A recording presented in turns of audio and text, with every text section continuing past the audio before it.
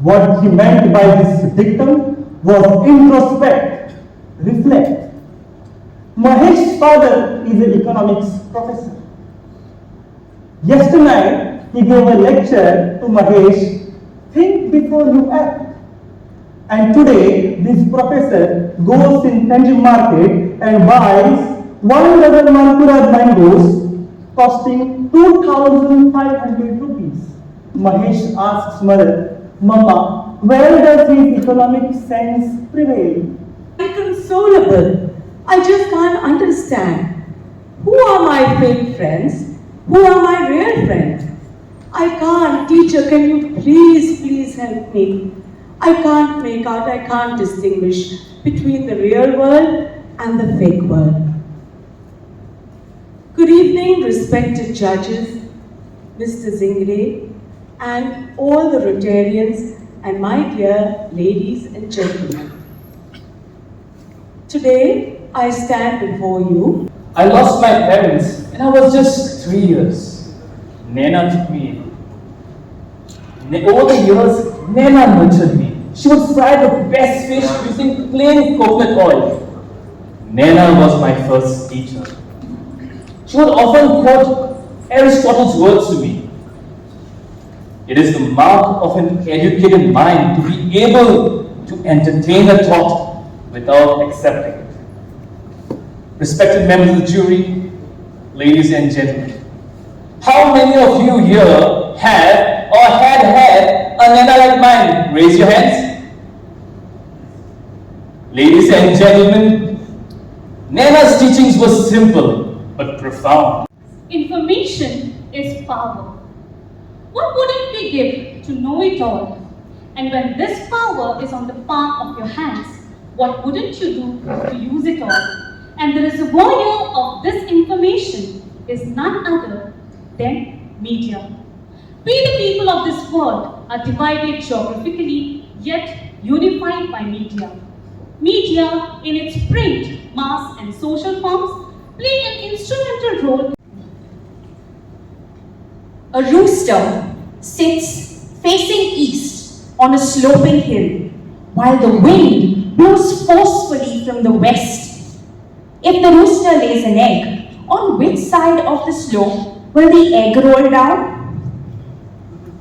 The answer is, there is no egg. Roosters don't lay eggs. They are males. Greetings, respected judges, chief guests, and everyone in the audience. For educators, the greatest challenge is to teach students to interpret and assess information. Critical thinking is asking questions, asking meaningful questions. If speaking is silver, listening is gold. Listening to understand, listening for meaningful listening. Humility rather than pride. People today are in fear of drowning in information.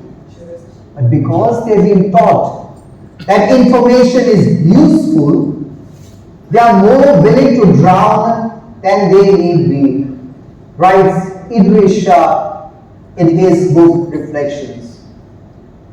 Good evening, members of the jury, respected dignitaries, ladies and gentlemen. The barrage of information overwhelming us makes... Can't decide where to have dinner tonight? Google it. Don't know the meaning of a word, but you're too lazy to reach out to the dictionary. Just Google it. Want to try out a new recipe, but you're too embarrassed to ask your friend for it, lest she judge your cooking skills? Just Google it. I am Natasha. You know me? Google me, you'll find me, hopefully. Okay. You know what I do? I normally enjoy teaching. I wanted to be a teacher from the time I was 5 years old. The reason being, I love to talk. But just talking isn't enough. No. Teaching is much more than that. Teaching is not just serving a child fish on a platter. Teaching is teaching the child how to fish. A wise man once said, data is not information. Information is not knowledge, and knowledge is not wisdom. Good evening, members of the jury, my fellow participants, and all the ladies and gentlemen who are present here.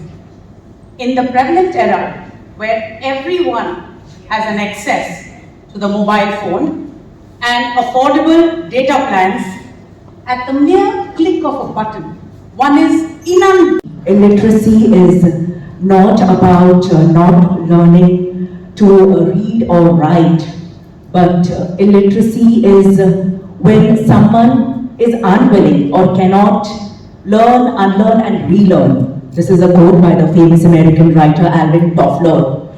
In the age of my grandparents, learning to read and write. Teach the children what to think and you limit them to your ideas.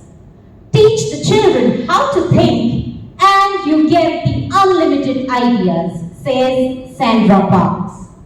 Honorable judges, respected members of the jury, esteemed guests, and all the teachers who have assembled here today.